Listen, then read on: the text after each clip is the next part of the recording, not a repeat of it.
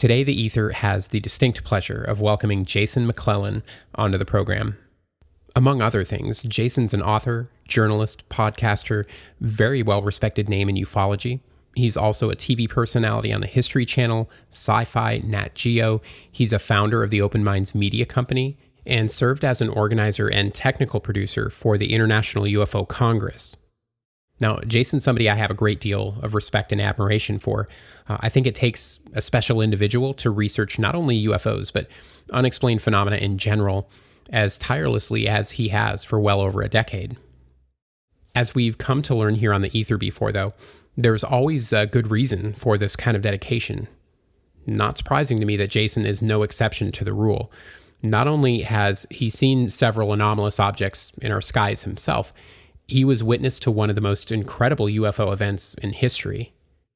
He's been on my list since the very beginning, so I'm very proud to finally have him on today. Welcome, Jason. Hey, Cody. How are you, my friend? I am fantastic, sir. How about yourself? Good, man. I'm doing well. I appreciate you coming on. Honored to have you on the Aether for the very first time. Love your work. Thanks, man. Yeah, of course. I discovered you when I first subscribed to Open Minds UFO Radio with the great Alejandro Rojas. You were the co-host at that time. Yeah, back in the day.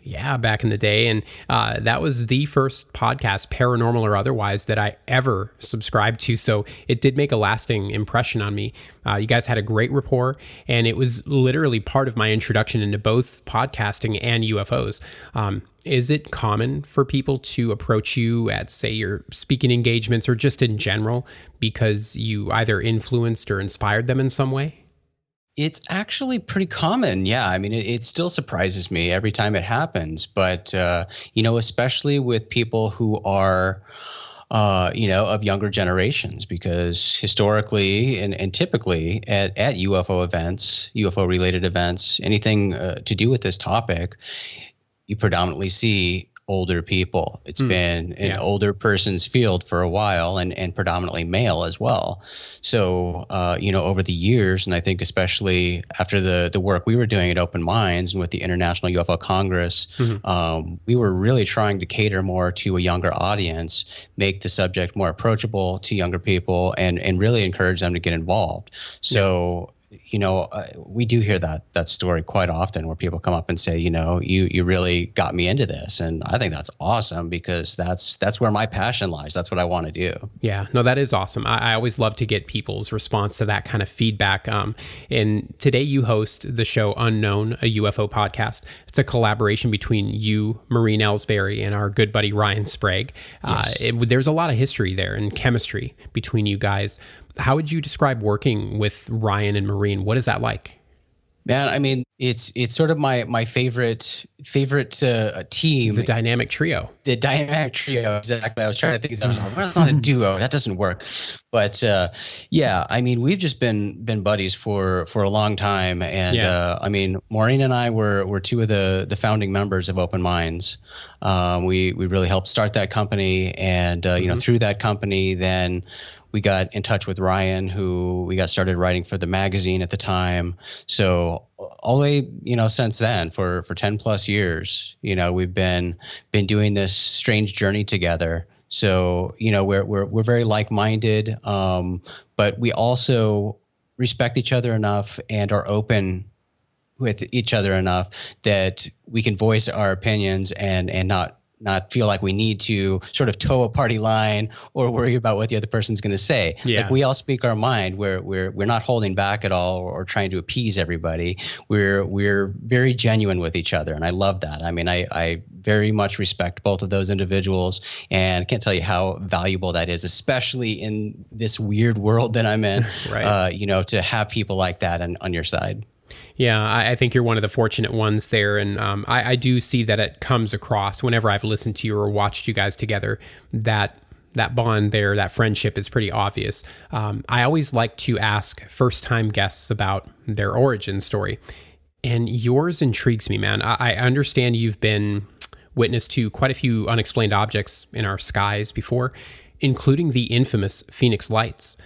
I know the ufology career kind of took off for you around 2008, and we can come back to that. But first, we got to start in March of 1997. Can you please tell us, what did you experience? So I grew up in Phoenix's far west valley, and out in the middle of nowhere, just complete desert and nothingness around for miles. So, I mean, the sky would get pitch black, aside for the extremely bright stars that you could see. I mean, you could even see the Milky Way. It was so dark, made for great sky watching. But, I was 17 at the time, and I remember just sort of, I think it initially caught my attention because I looked out the window, and, this is so long ago, I don't remember why I looked out the window, but looked out the window and saw these lights in the sky. And I saw, that looks weird. So I went outside to get a better look, and went onto the front porch and then went out into the yard. And, from my vantage point, it seemed like they were pretty much directly over my head. And it was a series of, anywhere between 7 and 9 lights, sort of in a triangle or a delta sort of boomerang shape. And they just sat there completely motionless, completely silent, not changing in their appearance at all. Not their brightness, their color, nothing was changing. They were just these vividly bright lights hanging there in the sky doing nothing. And, I recall watching these lights for probably a good 30 minutes or something before, you can only look at lights in the sky doing nothing for so long. Sure. Then I went back inside. I came back, a while later and, saw them still there. Eventually, and I don't know how they left because, one time I went to look and they were gone. But I estimate, at least from the time that I was observing them, they were in the sky for 45 minutes, at least 45 minutes. And, a lot of people, there's so many conflicting stories and multiple variations on this story, as happens with every UFO experience, especially one that's a mass sighting that was seen by thousands of people. You're going to get lots of different stories. So I can't speak on what other people saw, but I can definitely rule out, at least from what I saw, military flares, because that is constantly offered up as a possible explanation, especially for this type of light and this type of pattern. And certainly the appearance, that was my initial thought too. They did sort of appear like military test flares in their color and maybe their brightness, but these seem to be larger, higher in altitude, and much brighter, much more vivid than military flares. And the reason I can confidently say that is because where I grew up, I had a pretty good line of sight to the Barry Goldwater test range, where the military routinely dropped test flares. I saw those things all the time. I'm very familiar with what those flares look like. And so what I can confidently say what I saw was not military test flares. Yeah, I think that's a pretty common sentiment for the folks that did see those back then. And I suppose you probably didn't buy or appreciate your governor, who was at Fife Symington, his little publicity stunt at the time. Yeah, no, at the time it was kind of ridiculous. But over the years I've certainly come to sort of understand why he did it. And I forgive him. I give him a pass. I think most people have. After all, he's a former governor who's come out on the record and officially stated that he too saw it that night. Yep, and that's right. Based on, from his perspective as not only a government official, but also as an Air Force pilot, that what he saw that night was not of this earth. I mean, that's kind of awesome. So yeah, it kind of is. I got to respect the guy. He did come back after a pretty tough situation, to tell the truth about what he saw, that he didn't buy the official explanation. So it's obvious he had a conscience about it. Yeah. But back to 2008, as you mentioned in your book, by circumstance, you kind of found yourself immersed in this whole new world of unexplained phenomena pretty suddenly. Yeah. So it was really a scramble to get up to speed there in the beginning. So question being, how would you compare that Jason from 2008 to Jason today? If you could go back in time, what would you tell that guy?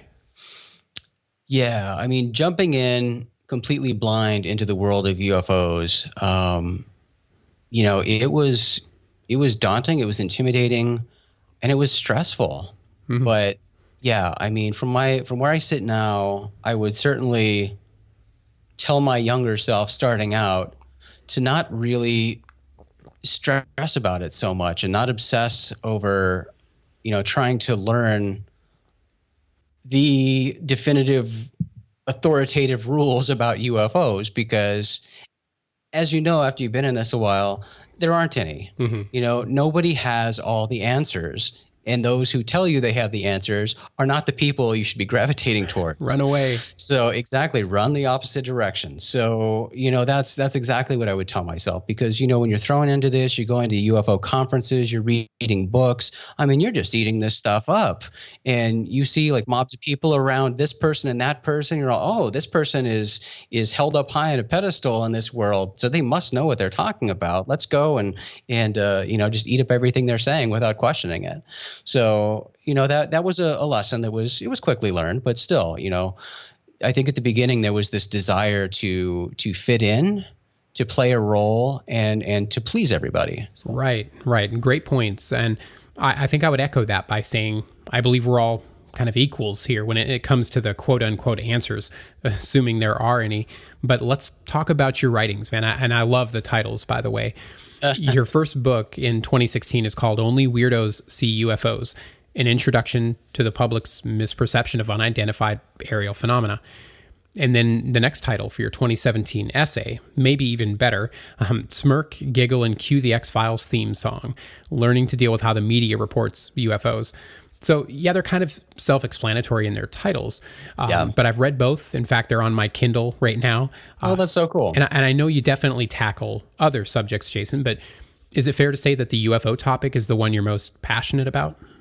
I think that's very fair to say. And, obviously I don't think it would have been had it not, fallen into my lap like it did as a professional career. Yeah. And once I stopped doing UFOs full time, it was no longer my full time profession. I tried to step back, but kind of pulled me back in. It's, after you've invested that much time into something so strange and curious, it's kind of impossible to separate that from your life. And I wouldn't want to. I mean, I came back into it, and yeah, I mean, I am a lover of the strange. I am very curious about mysteries of the universe, and particularly UFOs, because I mean, they're right here. They're something that we've been grappling with for decades, and we still can't answer these questions that, should seemingly be very easy to answer, but we just can't. Mm-hmm. Yeah. And interesting that you mentioned you were kind of pulled back in, because I feel like I had a similar experience myself. After doing this show for about a year, I had my first burnout, I guess you could call it. It wasn't the material itself that was overwhelming. It was the pressure I put on myself to please other people. Exactly what you were talking about there. Yeah. And then it became an obligation, something I just didn't want it to be. So yeah, I had to take a step back, reevaluate, and ask myself, okay, why am I doing this again? And thus how season 3 was born. But enough about me, man. You've been on TV a few times. I wanted to ask you, how did the opportunity to be on Hangar 1 come about for you? So Hangar 1 was an interesting one. That one, certainly being in the position that I was in and working for Open Minds, we were very, very visible, being really the only company of its kind to exist, this company that existed solely for the purpose of UFO and exploring UFOs and extraterrestrials. We had a print magazine, we did radio, we did video, did all these things. We were approached, to do TV shows all the time. It seemed like every month we were being contacted from multiple production companies and networks trying to do shows with us. There were companies that wanted to do shows specifically about our company, specifically about the magazine, come in and do like a TMZ style show, pitching UFO ideas and all this crazy. I mean, we had so many crazy ideas that were thrown at us, but we were involved with MUFON a lot too, and we helped them out sometimes with their website and different things they were doing.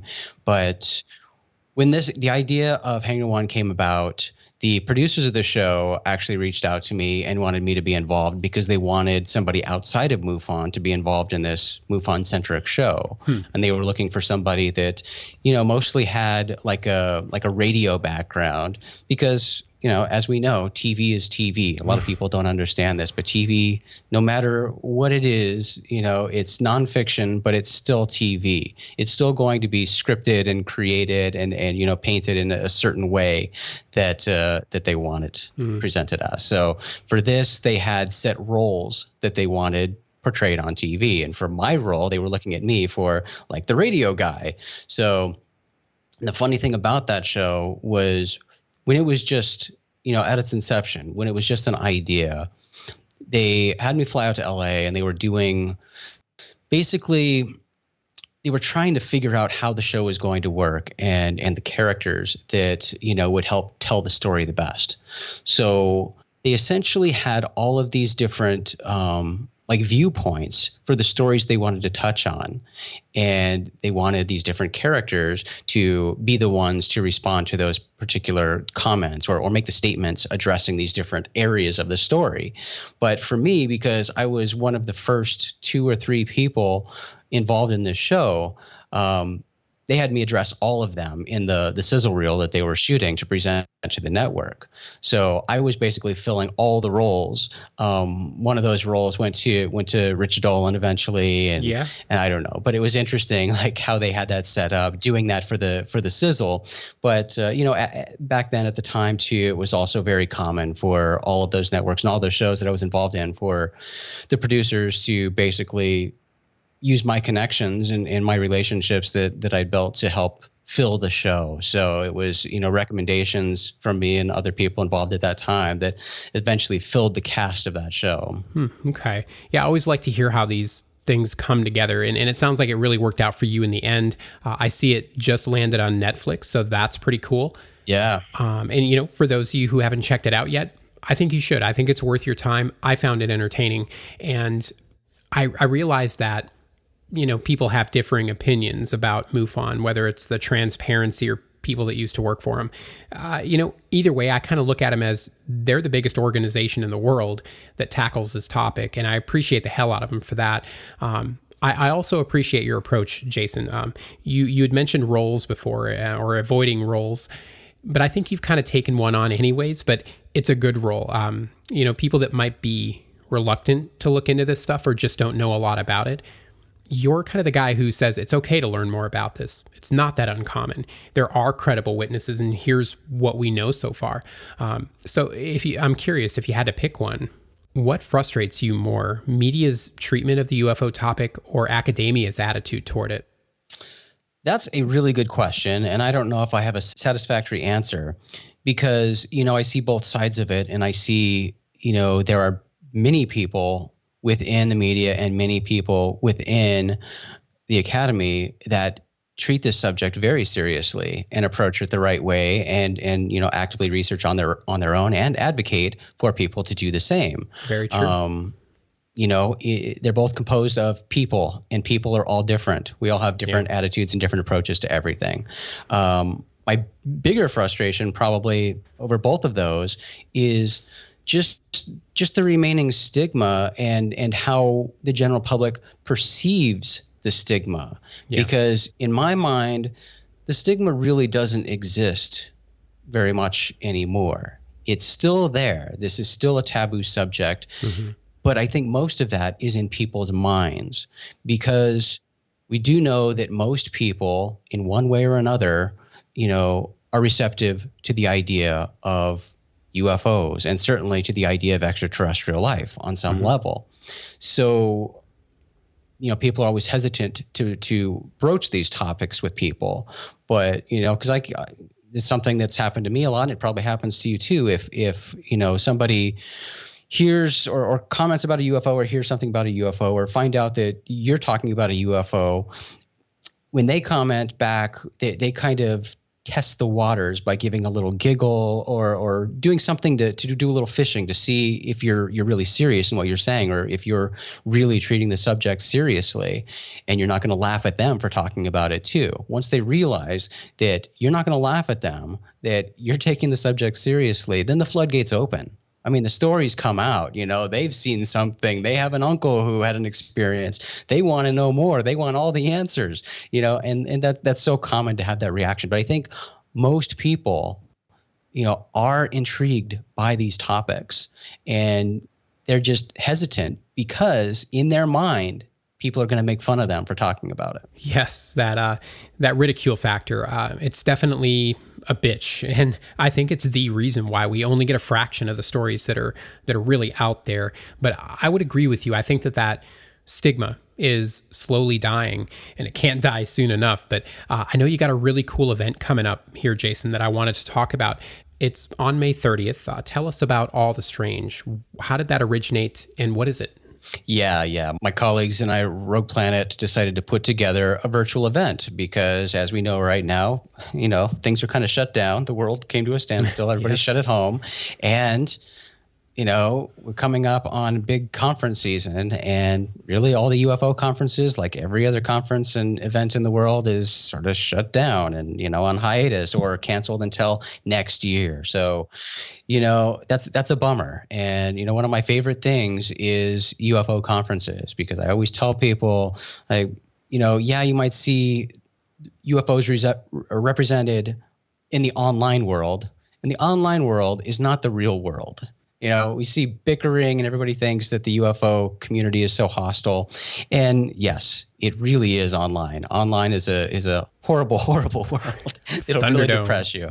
Yeah. But in real life, you go to these UFO conferences, you see that these people are real people. They're all there for a shared passion, a shared interest. And people, even with differing opinions, they get together, they talk, they hang out, they're civil to each other. It's just a rad time for people with shared interests to get together and be in that unified environment. And it's my favorite too, when people go for the first time and they realize, just like we talked about, they realize they're in a safe space, so to say, where they can talk about this stuff to anybody and everybody there and not feel like they're the weirdo in the corner. It's such a great time. So that's what we wanted to do. We wanted to sort of fill this void, and a virtual event certainly, is a sad excuse for that. We wanted to put something together that could give people some of this strange content, give them some entertainment for a while, and most importantly, make it free. It's a completely free event. That's very cool. We'll let people come and watch these talks or presentations given by people. They're short talks. It'll make it very easy for people sitting at home on their computer to watch and not get bored. But, these will be about 30-minute presentations given by people. And it'll just be a free, great event where people can soak up some strange content. It sounds amazing, man. And even better that it's free. I mean, that's awesome. You guys you should definitely go check this out. I'll be tuning into that. I think we should all support the folks they're putting this thing on for us. So very cool, man. I know you're a big fan of Skinwalker Ranch, Jason, as am I. I remember when I moved to Oregon about a year and a half ago, I drove right up through Utah, and Fort Duchesne was like an hour detour at one point for me. I chickened out. I was by myself, though. Never been in the high desert before, but man, I took a good deep look in that direction, and it was a hard no for me, at least at that time. What about you? Have you ever been? I haven't been. I suspect that will be changing in the near future. Okay. But no, it's always been on my list for sure. As somebody who is fascinated by the strange, it's hard to resist hotspots, places where stuff supposedly happens with some regularity. As a UFO researcher, as a strange researcher, like, you want to see stuff for yourself. Yeah. I mean, that's the biggest thing. There's no replacing personal experience. So yeah, it's definitely been high on my list for quite a while. Yeah, definitely same here. And I'm sure you'll probably make it out there before I do at some point. And if so, definitely keep me in the loop. But apparently the new guy, Brandon Fugel, he finally came forward a couple of months ago, claimed ownership of the property, but I haven't heard a lot otherwise. I know that activity in the basin comes and goes, but I've got to believe that there's a pretty damn good reason a brand new research team bought that place from Bigelow for, I guess it was like $4.5 million. Are you aware of any developments out there since he took over? I know they're usually pretty tight-lipped on the ranch. Yeah, so there's going to be a lot more about the information and the research being done on the ranch coming out in the near future. Certainly the History Channel has a show right now called The Secret of Skinwalker Ranch, and Brandon Fugel's team on the ranch is the one conducting these experiments, and that's being shown on the History Channel show right now. Again, it's a TV show, so we're seeing some drama and mystery added to make you tune back in for each episode. But I'm hosting a podcast right now with one of the executive producers of that TV show and with my colleague Maureen Ellsbury, and we essentially do an after show with this show where we bring people on from the show. We talk to our co-host TJ Allard, who is one of the executive producers, and we talk sort of behind the scenes of making this show.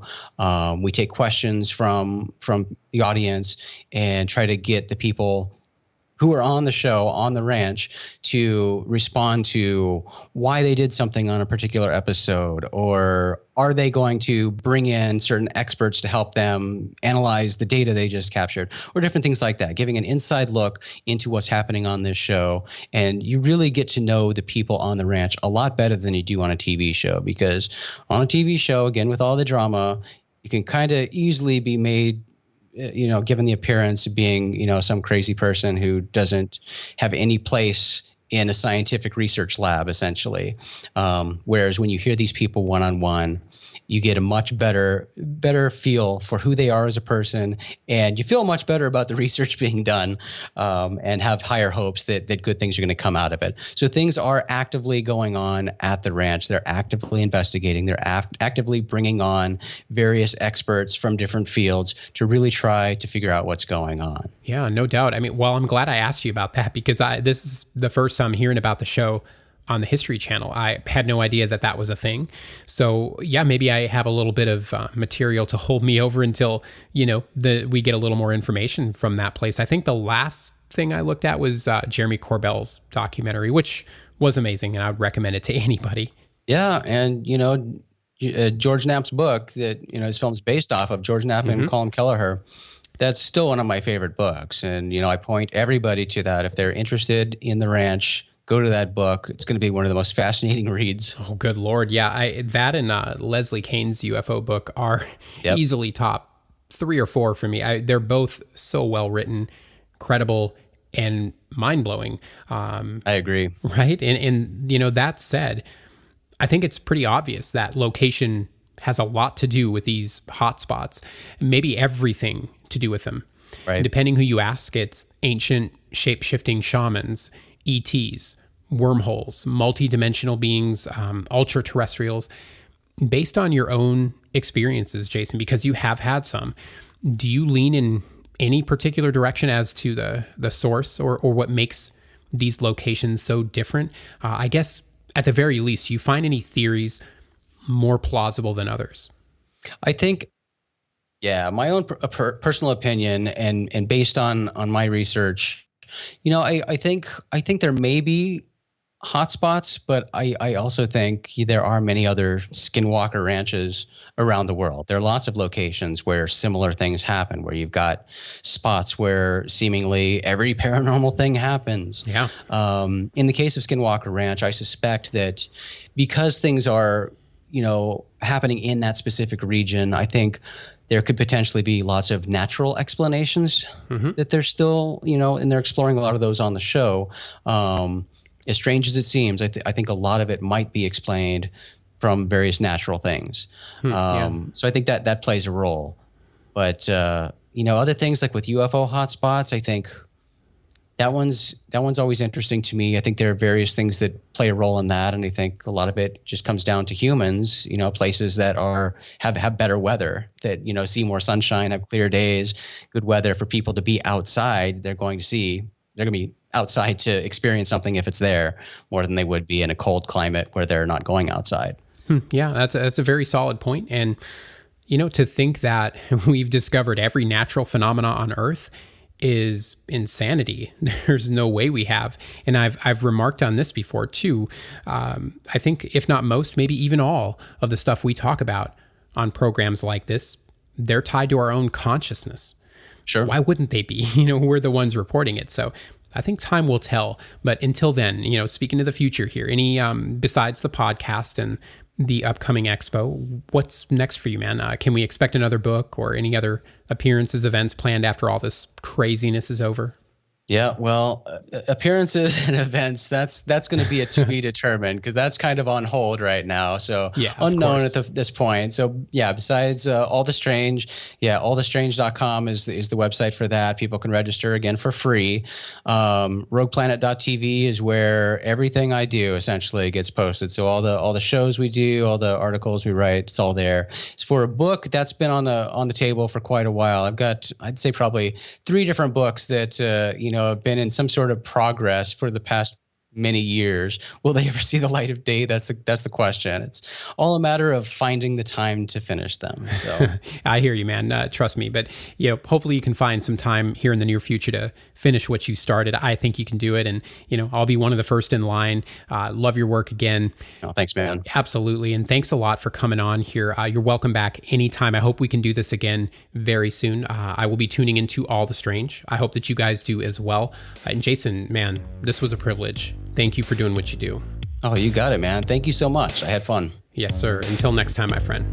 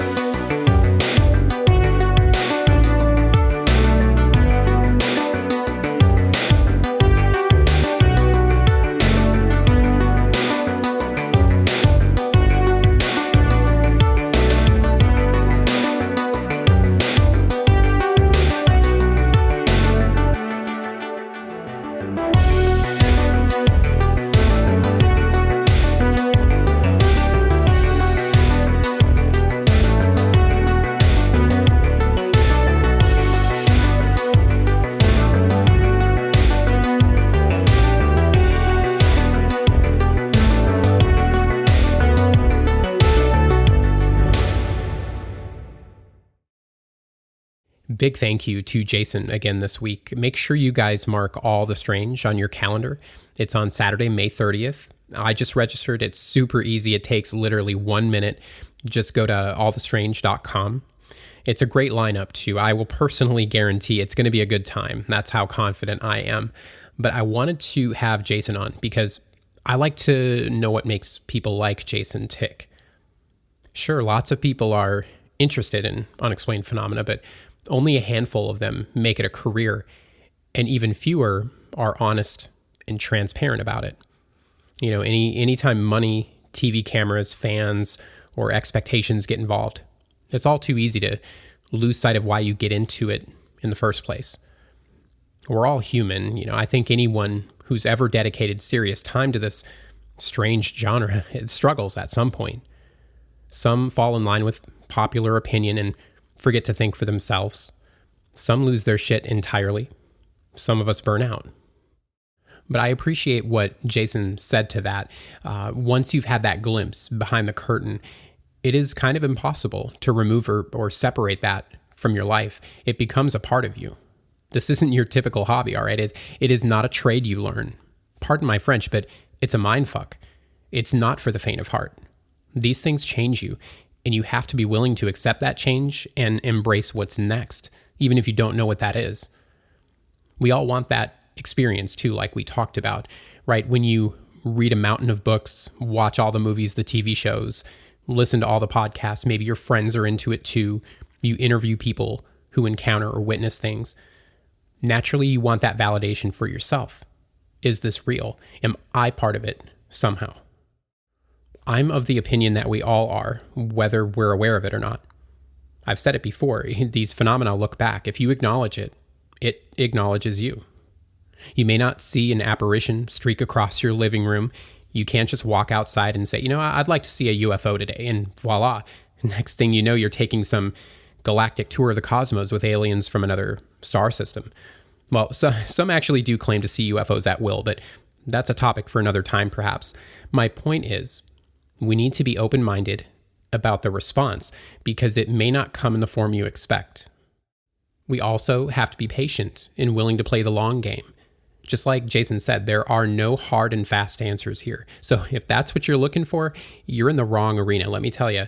But that doesn't mean that there isn't a wealth of information we can learn, though. What it means is coming to terms with the fact that you will learn far more about yourself than the phenomenon. The only real question is that the truth you're seeking? I want to thank you all once again for joining me. I will include Jason's links in the show notes, of course. For fans of the show music, I have good news. It's all available now on SoundCloud. Just head to soundcloud.com/The Aether Guy. There's a link for that on the Aether Podcast Facebook page as well. And Facebook is where you can get a hold of me if you have a story of your own. If you prefer your updates via Instagram, no problem. Just follow us at Aether_show. On a personal note, too, I've received a lot of positive feedback about the show's return, and I just wanted to express my gratitude for that. You guys are amazing. Thank you. It truly means the world to me. That's the show for today, my friends. We'll see you next time in the Aether.